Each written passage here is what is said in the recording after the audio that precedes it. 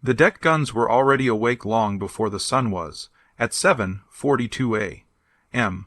On August 17, 1942, Captain Paul Gunn crouched beneath the oil-streaked wing of a Douglas A-20 Havoc at Eagle Farm Airfield, just outside Brisbane.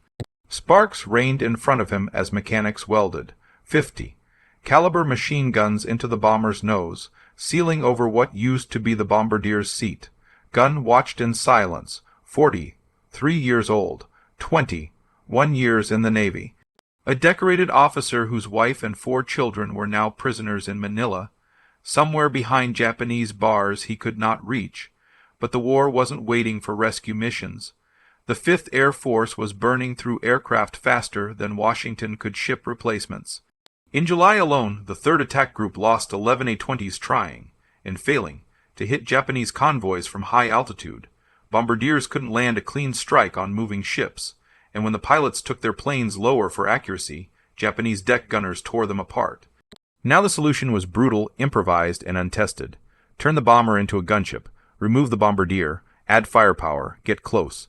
Dangerously close. Captain Paul Gunn exhaled, watching the blue smoke curl from the welding torches. This wasn't the mission he had trained for, but it might be the only one that could turn the tide, and maybe, eventually, bring him back to his family. Captain Ed Elner had watched 3 of his crews burn in the Coral Sea the previous week. The Japanese were reinforcing New Guinea at will. Gunn had a different idea. If bombers flew low enough to skip bombs across the water like stones, they could hit ships at point-blank range. But first, they had to survive the approach. That meant overwhelming the deck guns with forward firepower. That meant turning bombers into strafers. The problem was simple. The A-20 Havoc had 4 .30 caliber machine guns in the nose. 30 caliber rounds bounced off ship armor like hail. Gunn needed 50 caliber guns, 4 of them mounted where the bombardier sat, firing straight ahead, 700 rounds per minute combined. General George Kenney, the new 5th Air Force commander, had given Gunn 1 week to prove the concept worked. Gunn was using 50 caliber guns stripped from wrecked P-39 and P-40 fighters that wouldn't fly again. The pilots were dead. The guns weren't. He mounted the guns on a steel frame inside the nose compartment. Each gun weighed 64 lb. 4 guns, 200 lb of ammunition. The weight shifted the center of gravity forward. The test flight almost killed the pilot. The A-20 barely climbed. It wanted to nose over. Gunn spent 2 days rebalancing the aircraft. He moved equipment aft. He adjusted the tail trim. The second test pilot reported the plane flew like it was angry, but it flew. On September 12, 16, modified A-20s hit the Japanese airfield at Buna. The strafers came in at treetop level, guns hammering. They destroyed 14 Japanese aircraft on the ground and suppressed every anti-aircraft position. 0 A-20s lost. Kenney wanted more, but the A-20 had problems. Its range was too short to reach Japanese bases across the Owen-Stanley Mountains. Its bomb load was too light. Gunn needed a bigger platform, the B-25 Mitchell. Longer range, heavier payload, more space for guns. In December, Gunn pulled the bombardier and nose guns from a B-25C and installed 4 50 caliber guns in the nose, 4 more in external cheek packs on the fuselage, and rotated the top turret forward. 10 forward, firing guns, then he added 2 more on each side, 14 guns total, 215 pounds of lead per second. The ground crew called it Papy's Folly. If you want to see how Papy's impossible gunship turned out, please hit that like button. It helps us share more forgotten stories like this one. And please subscribe if you haven't already. Back to Papy. Gunn flew the prototype to Charter Towers to demonstrate it to the 3rd Attack Group. The plane was nose-heavy. It wanted to drop out of the sky on takeoff. He had to use full back pressure on the stick just to keep it level, but once airborne, the B-25 was a flying destroyer. Kenney ordered 12 more conversions immediately. The 81st Air Depot Group in Townsville worked 18-hour days to modify every available B-25. By February 1943, they had 30 strafers ready for combat. Then Kenney sent the blueprints to Wright Field in Ohio. The Army Air Force engineers studied the modifications for 3 days. Then they sent a message back to Australia. The modifications were impractical. The balance would be wrong. The airplane would be too heavy. It wouldn't fly properly. They recommended grounding every modified B-25 immediately. Kenny was in Washington when the message arrived. He walked into General Arnold's office, where the Wright Field engineers were waiting to explain why Papy Gunn's gunship was impossible. Kenny told them 12 of the impossible airplanes had just played the key role in destroying a Japanese convoy in the Bismarck Sea. Every transport sunk. 60 more strafers were already being modified in Australia. Arnold practically ran the engineers out of his office. The Battle of the Bismarck Sea started with intelligence intercepts on February 28, 1943. Allied codrears in Melbourne had decrypted Japanese naval messages. A convoy was leaving Rabat. 8 transport ships, 8 destroyer escorts, nearly 7-0. 0 Japanese troops bound for Lae on New Guinea's north coast. General Kenny had 72 hours to stop them. The convoy route crossed the Bismarck Sea between New Britain and New Guinea. 400 m of open water. Japanese commanders believed bad weather would shield them. March was monsoon season. Low clouds, heavy rain, poor visibility. Allied bombers couldn't hit what they couldn't see. They were right about the weather. They were wrong about the bombers. On March 2nd, reconnaissance aircraft spotted the convoy steaming south through the Vitas Strait. B-7 flying fortresses attacked from 15 zeros, 0 FT through cloud breaks. They dropped 137 bombs. They claimed multiple hits. Post-battle analysis showed they sank nothing. High-altitude bombing against moving ships didn't work. The Japanese convoy kept coming. That night, the ships scattered. The transports hugged the New Guinea coast. The destroyers formed the screen. Japanese commanders thought they'd reach Lele by dawn on March 4th. They'd unload the troops under fighter cover. The war in New Guinea would turn in Japan's favor. They had no idea what was coming at first light. Captain Ed Elner briefed the 92nd Bomb Squadron at Port Moresby on the evening of March 2nd. 12 B-25 strafers, 30 modified A-20 Havocs, Royal Australian Air Force bow fighters for top cover, P-38 Lightnings to handle Japanese Zeros.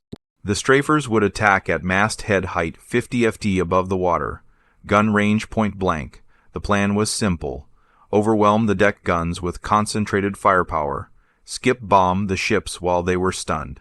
Get out before the Zeros arrived. Elner had flown one practice mission using this tactic. 1.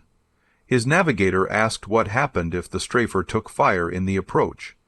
Elner said they'd find out tomorrow. The briefing ended at 2,200 hours. Nobody slept. At 06:30 on March 3rd, the strike force assembled over Cape Ward Hunt.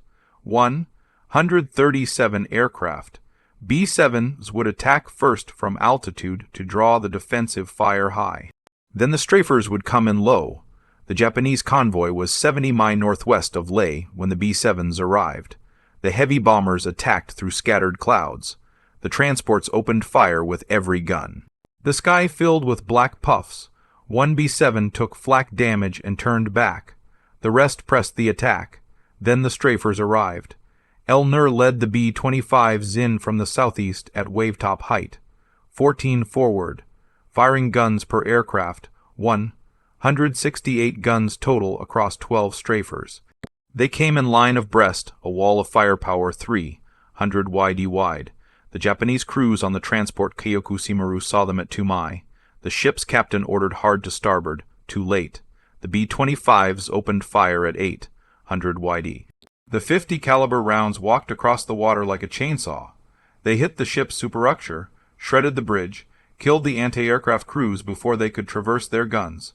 3 B-25s dropped bombs at 100 yards. The first bomb skipped off the water, hit the hull below the water line, detonated inside the engine room. The second bomb hit amidship. The third bomb missed. Kayak Maru was dead in the water 30 seconds after the strafers arrived, burning, listing to port. The ship would sink in 40 minutes.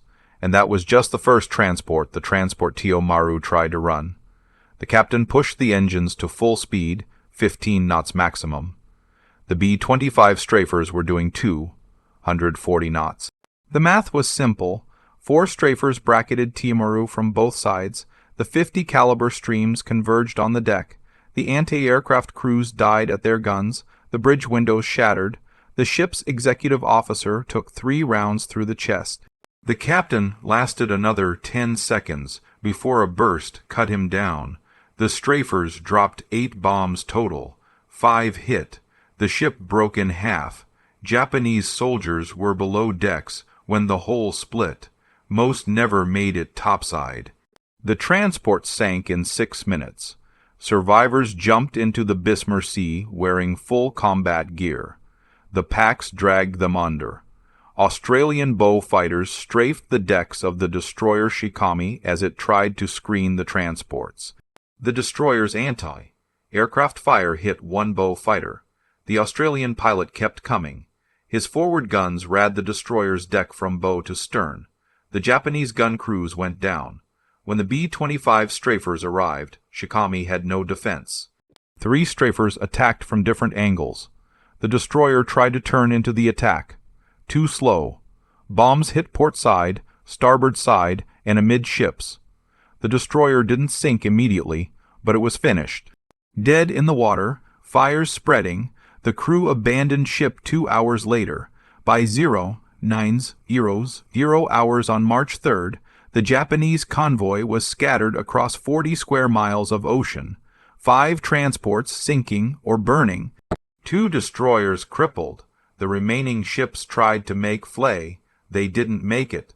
The strafers returned at 1,400 hours. Fresh bombs, full ammunition loads. The Japanese had no fighter cover.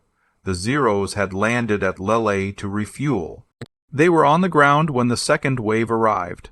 The transport Io Maru took 12 bomb hits in the second attack. The ship's magazine detonated.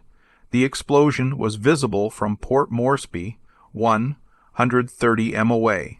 When the smoke cleared, there was nothing left. No wreckage, no survivors. 1,800 Japanese soldiers gone in 3 seconds. Captain Ed Elner Strafer came in low over the transport Owa Maru. His co-pilot counted 14 separate fires on the deck. Japanese soldiers were jumping overboard. The anti-aircraft guns were silent. Elner's bombardier released at point-blank range. 2 bombs, both hit. The transport settled by the stern and capsized. The modified A-20 Havocs hunted the crippled destroyers. The destroyer Asashio tried to rescue survivors from the water. 3 A-20s attacked from different directions. The destroyer's crew was focused on rescue operations. They never saw the strafers until the guns opened fire. Asio took bomb hits on the forward deck and bridge. The destroyer burned through the night and sank at dawn on March 4th. By the evening of March 3rd, the entire Japanese convoy was destroyed. 8 transports sunk. 4 destroyers sunk. Of the nearly 7,000 Japanese troops that left Rabble, fewer than 200 reached Leh.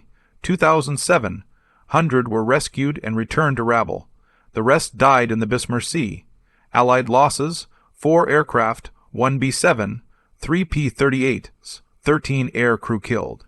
General MacArthur called it one of the most complete and annihilating combats of all time. The Japanese never again attempted to reinforce New Guinea by convoy. The war in the Southwest Pacific had turned, and it turned because of Paul Gunn's impossible gunship.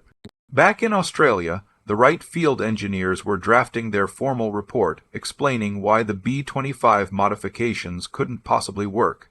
Kenny sent a message to General Hap Arnold in Washington on March 5th. The subject line read, "Commerce Destroyer Modifications Approved for Production." The body of the message contained 1 paragraph. 12 B-25 strafers had just destroyed an entire Japanese convoy. Request immediate factory integration of forward gun package into all B-25 production aircraft. Arnold called North American Aviation's President J.H. Dutch Kindleberger that afternoon. Kindleberger said his engineers needed to see the modifications. Arnold said He was sending the man who designed them. Paul Gunn was going to California. Gunn didn't want to leave Australia. His wife Polly and their 4 children were still in the Santo Tomas internment camp in Manila. The Japanese had held them since January 1942. 14 months. Gunn flew every mission hoping he'd get closer to liberating the Philippines. Going to California meant going in the wrong direction. Kenny made it an order. The 5th Air Force needed factory. Built strafers, hundreds of them. Gunn was the only man who could show North American aviation how to do it right. The general promised Gunn would be back in the Pacific within 6 weeks. Gunn landed in Long Beach, California, on March 27, 1943. The North American aviation plant covered 140 acres, 0 workers on 3 shifts. The assembly line produced 1 B-25 every 4 hours.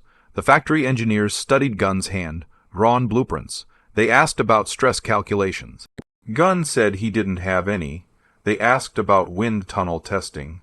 Gunn said he'd tested it by flying. They asked about the center of gravity problem. Gunn showed them where he'd moved the radio equipment aft to compensate. One engineer said the modifications would buckle the fuselage skin around the cheek gun mounts. The muzzle blast from the 50 caliber guns would peel the aluminum. Gunn said it did. Then he showed them the blast tubes he'd welded to extend beyond the propeller arc. Problem solved. The factory engineers spent 2 weeks reverse engineering Gunn's field modifications into production drawings. They strengthened the nose structure. They redesigned the gun mounts. They added heavier gauge aluminum patches to reinforce the fuselage skin. They calculated the exact center of gravity shift and adjusted the tail trim accordingly. The first factory-built B-25G Strafer rolled off the assembly line on May 10, 1943. 450 caliber guns in the solid nose, a 75 mm M4 cannon in the forward fuselage. The cannon used the same ammunition as the M3 Lee tank. 1 shell could hold a destroyer below the waterline. Gun Test flew the prototype. The 75 mm cannon recoiled 4 FD when fired. The entire aircraft shuddered. The navigator had to manually reload the cannon between shots, rate of fire 1 round every 30 seconds. Gunn told the engineers it would work for ships, maybe not for anything faster. North American Aviation built 400 B-25G Strafers. Then they improved the design. The B-25H added 4 more 50 caliber guns in the cheek packs. 8 guns in the nose, 4 in the cheeks. 2 in the top turret rotated forward. 14 forward firing guns total. The H model kept the 75 mm cannon, but added a better recoil system. The navigator could reload faster. Rate of fire increased to 1 round every 20 seconds. The B-25J removed the 75 mm cannon and added 4 more 50 caliber guns, 18 forward, firing guns, the most heavily armed production bomber in history. North American Aviation built 4 900 B-25JS. They delivered the first ones to the Pacific in October 1943. Gunn returned to Australia in May. He'd been gone 6 weeks exactly. His family was still in Manila. The strafers kept hunting. In April 1943, B-25s destroyed 16 Japanese barges carrying troops and supplies near Finschhafen. In May, they sank 12 cargo ships at WWII Harbor. In June, they hit the oil facilities at Balak Papan on Borneo. The Japanese stopped moving supplies by ship in daylight. It didn't help. The strafers learned to attack at night using radar. They learned to skip bomb from 50 FT in complete darkness. They learned to coordinate with PT boats that illuminated targets with searchlights at the last second. The Japanese called the modified B-25 the Black Death. They weren't wrong. On November 2, 1943, Major Ben Fridge led 4 squadrons of strafers into Rabaul Harbor. 137 Allied aircraft total, 59 B-25. The harbor held 38 Japanese vessels, cruisers, destroyers, tankers, cargo ships, minesweepers. The strafers came in at masthead height through phosphorus smoke that blinded the anti-aircraft gunners. They attacked from multiple directions simultaneously. The Japanese couldn't track them all. In 15 minutes, 30 ships were hit. 5 sunk outright. 12 damaged beyond repair, the rest limping. Rabble Harbor was finished as a forward supply base. Gunn flew that mission. He was 44 years old. He didn't have to fly combat. He was a Special Projects Officer headquarters staff, but his family was still in Manila, and every mission took him closer. The intelligence reports from Stowe. Tomas internment camp were getting worse. Food rations cut, medicine running out, prisoners dying from malnutrition and disease. The Japanese camp commander had informed the Red Cross that all prisoners would be executed if Allied forces approached Manila. Gunn told Kenny he wanted to fly the first mission over Manila when the liberation came. Kenny promised he could. The strafers evolved through 1944. Some carried 8.5 and high-velocity rockets under the wings. Some carried Napal tanks. Some carried parafrag bombs, small fragmentation bombs with parachutes that allowed the B-25 to drop them from minimum altitude without catching itself in the blast. The most effective tactic was the combined strike. Heil B-24 Liberators would bomb from 20-0 FT to force the defenders to look up. Then the strafers would come in low. By the time the gunners looked down, the B-25s were already on them.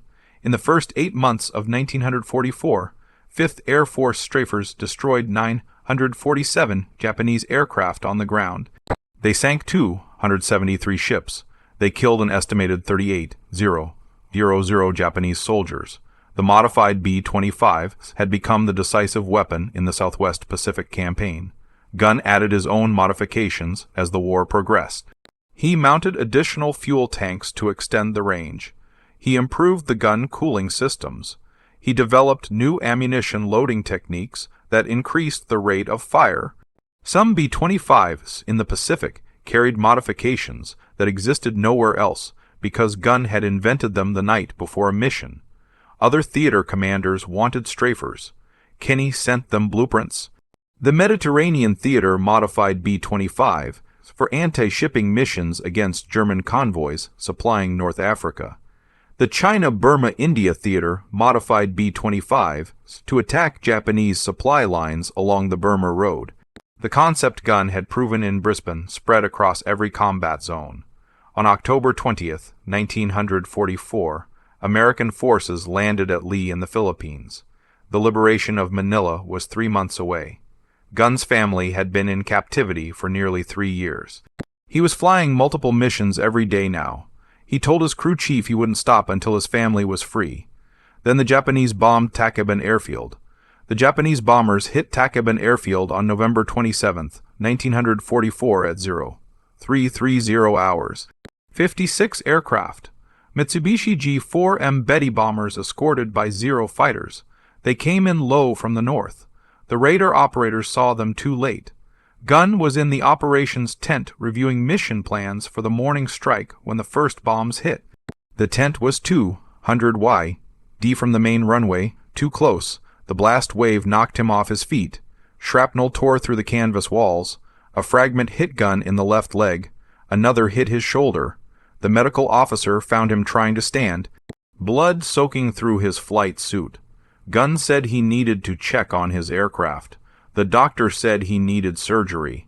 Gunn made it 30 FD before he collapsed. They evacuated him to the hospital at Lee. The leg wound was serious. The shrapnel had severed an artery. The surgeon said Gunn wouldn't fly again for 6 months minimum, probably longer. The injuries qualified him for medical retirement. 45 years old, 26 years of service between the Navy and Army. He'd earned the right to go home. Gunn told the surgeon he wasn't going anywhere until his family was free. The Battle of Manila started on February 3, 1945. American forces fought house to house through the city. The Japanese had declared Manila a fortress. They would defend every street. The fighting was brutal, building by building, block by block. Stowe. Tomas internment camp was liberated on February 3rd. 700 Allied prisoners freed. Gunn's wife, Polly, weighed 89 lb. His daughter, Julia, weighed 63. They'd been eating rice and vegetable soup once a day for the past year. His son, Nathaniel, had malaria. His youngest daughter had dysentery, but they were alive. Gunn flew to Manila on February 4th against medical orders. His leg was still bandaged. He was using a cane. The doctor had cleared him for light duty only. No combat flying. Gunn went to Stowe. Tomas instead. He found his family in the makeshift hospital the Army had set up. Polly didn't recognize him at first. He'd lost 40 pounds since she'd last seen him in April 1942. 3 years. He was completely gray. She thought he was a doctor. Then he said her name and she knew. The official Army report stated that Colonel Paul Igun was reunited with his family on February 4th, 1945 at Stowe, Tumtoma's internment camp, Manila. The reunion lasted 4 hours. Then Gunn returned to Lee. His medical leave wasn't over, but the war wasn't either. The modified B-25s kept flying. Other pilots, other crews, but Gunn's modifications. By the end of the war, North American Aviation had built 9,600 B-25 Mitchell bombers. Nearly 5,000 were Strafer variants with forward gun packages based on Gunn's original design. Those Strafers sank over 800 Japanese ships in the Pacific. They destroyed over 2,000 Japanese aircraft on the ground. They killed an estimated 85,000 Japanese soldiers. The commerce destroyer concept that engineers had called impossible had become the most effective anti-shipping weapon in the theater. Gunn never flew combat again. The leg wound ended his operational career. The Army retired him as a full colonel on June 30th, 1948. Medical disability. He was 48 years old. He went back to the Philippines and rebuilt Philippine Airlines, the company he'd started before the war. Philippine Airlines resumed operations in 1946. Gunn started with 3 war surplus C-47 transport aircraft. He flew routes between Manila, Cebu, Davao, and other Philippine cities. The airline he'd built with 5 Beechcraft planes before the war now operated across the entire archipelago. The Philippine government awarded him the Distinguished Service Star in 1947. President Manuel Rojas presented the medal personally. The citation read, "For extraordinary heroism and exceptional service to the Republic of the Philippines during the Liberation Campaign." Colonel Gunn's innovative modifications to Allied aircraft directly contributed to the defeat of Japanese forces and the freedom of the Filipino people. The United States military had already decorated him. Distinguished Flying Cross with Oak Leaf Cluster, Silver Star, Legion of Merit, Air Medal, 9 Purple Hearts. The Distinguished Service Cross was recommended but never approved. Some officers believed Gunn's contributions were technical rather than tactical. They were wrong. General Kenny wrote in his memoir, "Papy Gunn was the most valuable man in the 5th Air Force. His mechanical genius and combat innovations changed the course of the war in the Southwest Pacific. Without his Strafer modifications, the Battle of the Bismarck Sea would have been a Japanese victory. Without Bismarck Sea, we would have lost New Guinea. Without New Guinea, the road to the Philippines would have been impossible." MacArthur agreed. In a classified letter to the War Department dated July 1945, MacArthur recommended Gunn for promotion to brigadier general. The recommendation was denied. The Army Air Force was reducing force structure. Promotions were frozen. Gunn remained a colonel. He never complained. He'd gotten what he fought for. His family was free. The Philippines were liberated. The Japanese were defeated. That was enough. Philippine Airlines expanded through the late 1940s and early 1950s. Gunn acquired DC-3 aircraft, then DC-Force, then Convair 340s. The airline established routes to Hong Kong, Bangkok, Singapore. By 1956, PL was flying to San Francisco. Gunn's small inter-island airline had become an international carrier. He flew constantly, Manila to Cebu, Cebu to Davao to Hong Kong. He couldn't stop. The war had taught him that movement meant survival. Standing still meant death. Some of his pilots said Gunn was still fighting, still outer-running something, maybe the memory of Stowe, Tomas, maybe the faces of the men who'd flown his modified aircraft and never came back. On October 10, 1957, Gunn chartered a Beechcraft Model 18 twin-engine plane. He was flying from Manila to Baguio, routine trip 140 mi north. Weather forecast showed scattered thunderstorms over the Cordillera Mountains, but nothing severe. He filed his flight plan at 08:00 hours.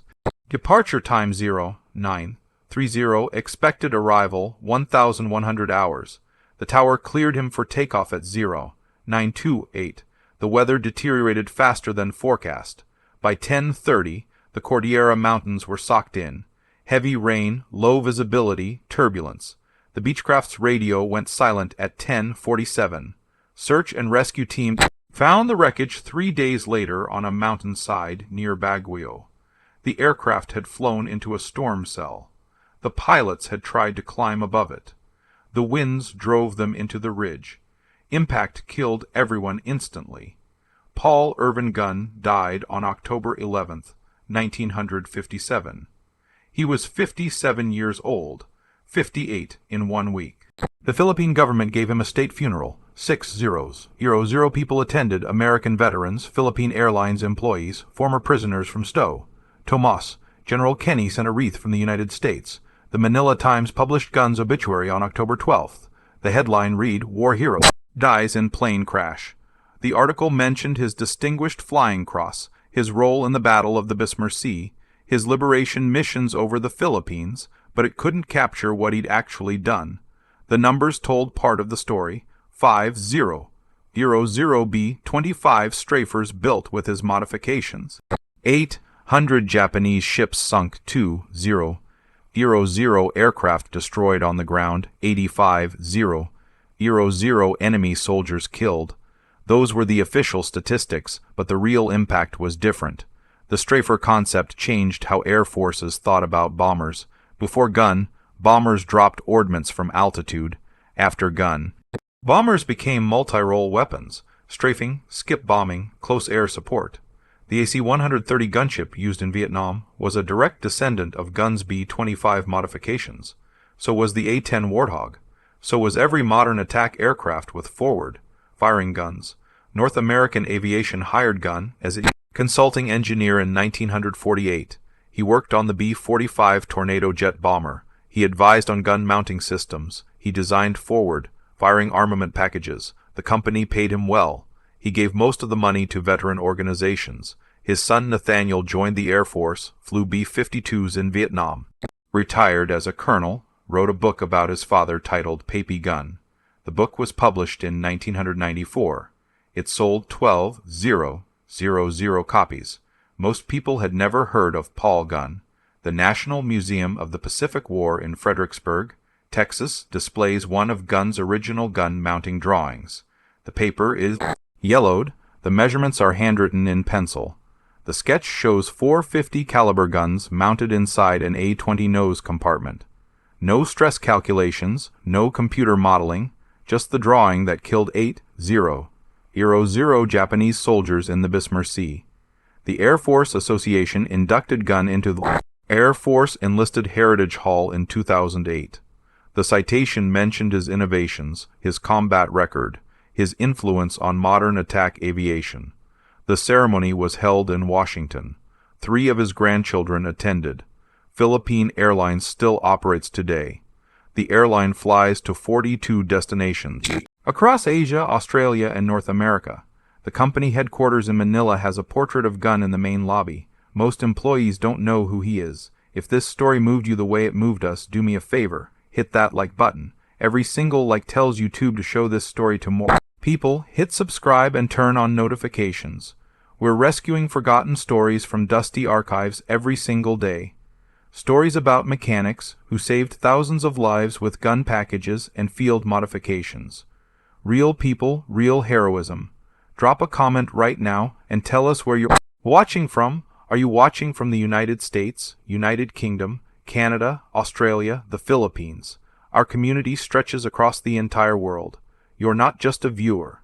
You're part of keeping these memories alive. Tell us your location. Tell us if someone in your family served. Just let us know you're here. Thank you for watching, and thank you for making sure Papy Gunn doesn't disappear into silence. These men deserve to be remembered, and you're helping make that